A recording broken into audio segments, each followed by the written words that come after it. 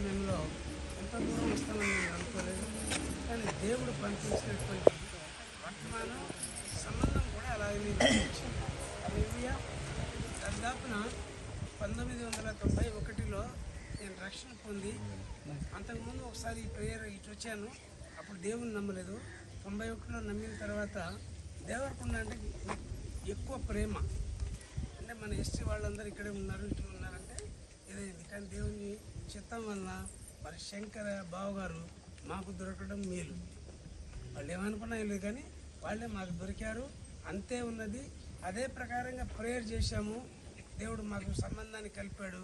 అలాగనే వారి నీతత్వము, ప్రార్థన, మంచితనంను బట్టి ఆ యొక్క కొడుకును, కోడల్ని నా బిడ్డకు అదే మాదిరిగా దేవుడు ఇచ్చాడు బాబునని నేను నమ్ముతున్నాను. హల్లెలూయా. ఒక్కటే మాట చెప్పి నేను ముగిస్తాను. పిల్లలు కలిగినాక మనం ఏం చేయాలి? చాలామంది సంతోషపడతారు, ఎన్నో చేస్తారు, కానీ వాళ్ళ కొరకు మనం ఏం చేయాలో తెలియదు. కాబట్టి విలాప వాక్యములు 2వ అధ్యాయం 19వ వచనం ఒక్కటే చదవండి. నేను విలాప వాక్యములు 2వ అధ్యాయం 19వ వచనం.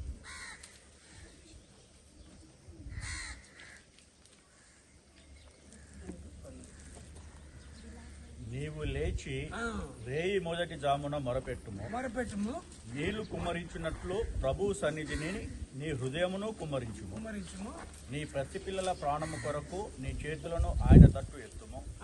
ప్రతి వీధి మొగను ఆకలిగొని వారు మూర్ఖులు.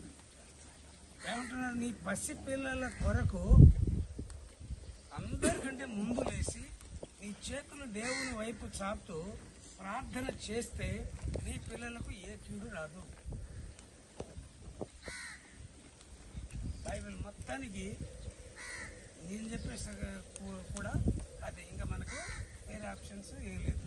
కాబట్టి ఎంత మంచిగా ఉన్నదో అంత మంచిగా మనం దేవుని అడిగితే మన పిల్లలకు కీడు అనేది సంభవించదు. కారణం ఎందుకంటే మనం చేతులు ఎత్తినప్పుడు దేవుని యొక్క సైన్యం వస్తుంది.